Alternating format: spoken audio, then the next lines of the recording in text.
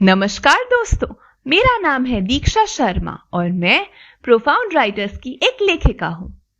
Profound writers उभरते लेखकों को प्रोत्साहन देने वाली एक संस्था है और आज मैं आप सभी के सामने लेकर आई हूं एक कहानी जिसका नाम है अधूरी कहानी और जिसे लिखा है एक बहुत ही बेहतरीन लेखक श्री कृष्णकांत सेन जी ने।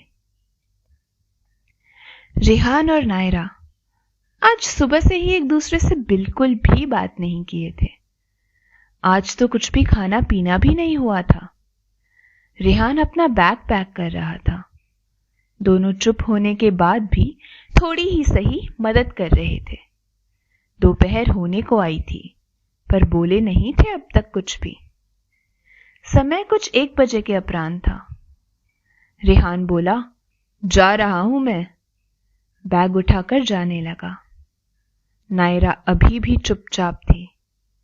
रेहान फिर थोड़ा जोर से बोला, जा रहा हूं मैं। नायरा बोली, रुको, तुम्हें रेलवे स्टेशन छोड़ दूंगी। इतना कहकर नायरा ने चुपचाप गाड़ी की चाबी उठाई, चुपचाप ही गाड़ी तक आ गई। रेहान भी गाड़ी में बैठ गया। लगभग 25 मिनट के सफर में शोर से परेशान रहने वाली गाड़ी को भी आज ये चुप्पी सहन नहीं हो रही थी। सड़क पर चलने वाले वाहनों की आवाजें इस चुप्पी को तोड़ने का निरर्थक प्रयास कर रही थी। खैर, वो रेलवे स्टेशन पहुंच चुके थे। समय 1:45 बजे के उपरांत था। अजय नगर से विराटनगर जाने वाली ट्रेन का समय 2 बजे के उपरांत का था। स्टेशन पर यात्री काफी कम नजर आ रहे थे। रेहान और नायरा चुपचाप एक बेंच पर बैठे थे। दोनों अपनी पुरानी यादों में खोए हुए थे। एक दूसरे से बोलना चाह रहे थे कि रुक जाओ, अभी सब कुछ खत्म नहीं हुआ है, पर फिर भी दोनों कुछ भी नहीं बोल रहे थे। पुराने दिनों की यादों में खोए हुए दोनों इंसानों की तंद्रा ट्रेन की हॉर्न से टूटी। ट्रेन आ चुकी थी। नायरा ये देखकर काफी डर गई थी। अपनी जगह से हिल भी ना सकी। रेहान ट्रेन में बैठने के लिए उठ खड़ा हुआ, पर नायरा अपने आप में खोई हुई थी। नायरा को होश ही नहीं था। रेहान ने 2 बार कहा भी जाने को, लेकिन वो तो जैसे शून्य हो गई थी। रेहान अपनी उदासी लिए ट्रेन में जाकर बैठ गया, लेकिन नायरा अभी भी उसी मुद्रा में बिना हिले डुले बैठी रही। ट्रेन ने जाने के लिए हॉर्न लगाया। हॉर्न की आवाज को सुनकर जैसे उसकी चेतना लौटी। वह हड़बड़ाकर उठी, पास में देखा, रेहान वहां नहीं था। वह दौड़ती भागती सब बोगियों में खिड़की से देखने लगी। सुध बुध खो चुकी नायरा की नजरें रेहान को ढूंढ रही थी। ट्रेन ने धीमे धीमे रेंगना शुरू कर दिया था। नायरा जैसे अपना आपा ही खो बैठी थी। आखिर उसे रेहान एक खिड़की पर अपने में गुम दिखाई पड़ा। वो बदहवास सी भागती हुई वहां पहुंची। नायरा ट्रेन के साथ दौड़ रही थी। रेहान की खिड़की के पास पहुंचकर वह एक ही बात बोली, रेहान मत जाओ ना। ये कहकर अपने हाथ में पकड़ा हुआ लिफाफा अंदर डाल दिया। ट्रेन अपनी रफ्तार पकड़ चुकी थी। रेहान खिड़की में से देखता रहा। नायरा वहीं प्लेटफॉर्म पर नीचे ही घुटनों के बल बैठ गई थी। उसकी आंखों से रुलाई फूट पड़ी थी। आंसुओं का सैलाब जो अब तक वो अपनी पलकों में कैद किए हुए थी, बह निकला था। वह फूट फूट कर रोने लगी। ट्रेन बहुत दूर जा चुकी थी। नायरा बुरी तरह टूट चुकी थी। जानती थी कि अब दोबारा कभी एक नहीं हो सकेंगे। वो खुद को ही कोसती जा रही थी। आंसुओं का सैलाब थमने का नाम ही नहीं ले रहा था। धूमिल हो चुकी उम्मीदों के साथ वो रोते हुए ही उठी और वापस घर जाने लगी। इधर रेहान अपनी ही यादों में खोया हुआ खिड़की से बाहर प्राकृतिक नजारों को निहारे जा रहा था। लेकिन हर बार खूबसूरत लगने वाले ये नजारे आज उसे इतने खूबसूरत नहीं लग रहे थे। वो भी उनकी तरफ शून्य भर की तरह ताकता रहा। मन उसका भी नहीं लग रहा था। लगभग आधे घंटे बाद उसका ध्यान लिफाफे की ओर गया। उसने बड़े भारी मन से वो लिफाफा खोला। उसमें एक कीरिंग, एक छोटा सा चाकू, कुछ बटन, एक लॉकेट और एक पेन के साथ एक लेटर भी था। रेहान ने लेटर को खोलकर पढ़ना चालू किया। प्रिय रेहान, हम जानते थे कि ये दिन भी हमारी जिंदगी में आना ही था। अनजानी सी दूरियां हम दोनों ने ही तो जानबूझकर पैदा की थी। याद है, हम पहली बार एक ट्रेन के सफर में मिले थे। तुम्हारा खाने का डिब्बा तुमसे खुल नहीं पा रहा था और वो तुम्हारे हाथ से छिटक कर नीचे गिर गया था।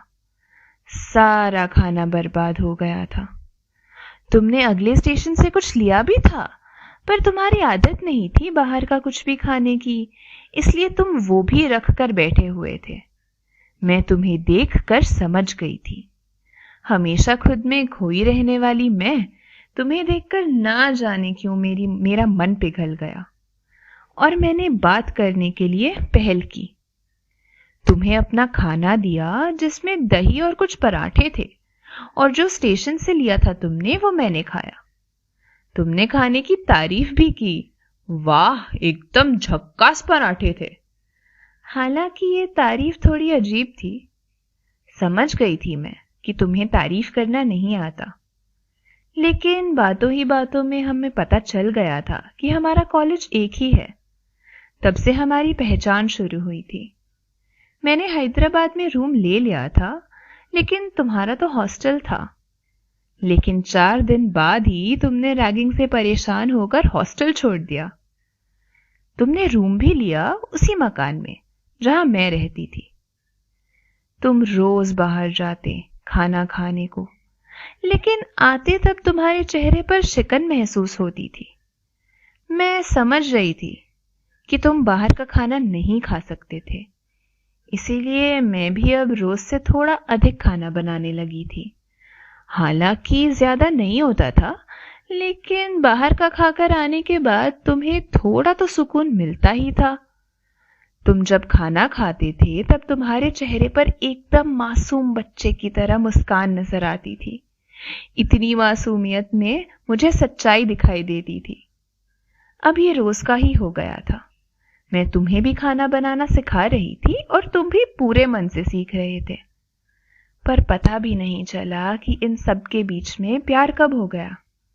इसका एहसास तो मुझे तब हुआ जब किसी बदमाश ने मुझे छेड़ने की कोशिश की और तुमने उसे ही पीट दिया। चोट तुम्हें भी बहुत लगी थी, लेकिन मैं पता नहीं क्यों खुद में खुश हुए जा रही थी। धीरे धीरे अनकहा सा प्यार परवान चढ़ने लगा था। मैंने ही तो अपने प्यार का इजहार कर दिया था, लेकिन तुमने कुछ नहीं कहा था, बस प्यारी सी मुस्कान बिखेर दी। मैंने इसी को तुम्हारी हाँ समझ लिया था। थोड़े दिन बाद हम लिव इन में रहने लगे थे, लेकिन तुम वही शांत स्वभाव से खुद में ही खोए रहे। समय गुजरता रहा, लेकिन अब तुम्हारे व्यवहार में परिवर्तन था, या मैं कुछ ज्यादा आशाएं लगाई बैठी थी। लेकिन अब रोज कुछ न कुछ बहस होती ही रहती थी। समझ नहीं आ रहा था कि क्या करूं, पर फिर भी अपनी पूरी कोशिश कर रही थी कि तुम्हें खुश रख सकूं। लेकिन सब कुछ सही से नहीं चल रहा था, और अब तो तुम घर में रहकर भी बिल्कुल भी बात नहीं करते थे। मैंने नई कार ली, उस पर भी तुमने मुझे उतनी खुशी से बधाई नहीं दी। उस दिन भी मैं तुम्हें खुशी से गले लगाना चाहती थी, लेकिन तुम खुद में खोए से रहते। मैं वो हर चीज करने की कोशिश करती जिससे तुम्हें खुशी मिले, लेकिन मुझसे नहीं हो पा रहा था।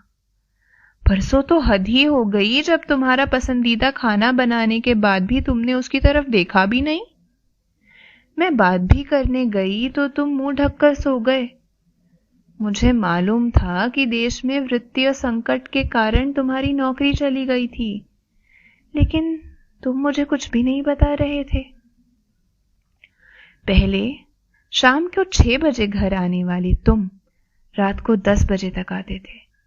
इस व्यवहार का कारण मुझे समझ आ रहा था, लेकिन कल शाम को जब तुमने कहा कि तुम वापस अपने घर जा रहे हो, मैं तो होश ही खो बैठी थी, लेकिन जानती थी कि पिछले दिनों में जो कुछ हो रहा था, एक ना एक दिन तो ये बात सामने आनी ही थी। बस तुम तब से ही चुप हो और आज भी चुप हो। जानती हूं कि हमेशा के लिए जा रहे हो, तुम्हें रोकना नहीं चाहती हूं।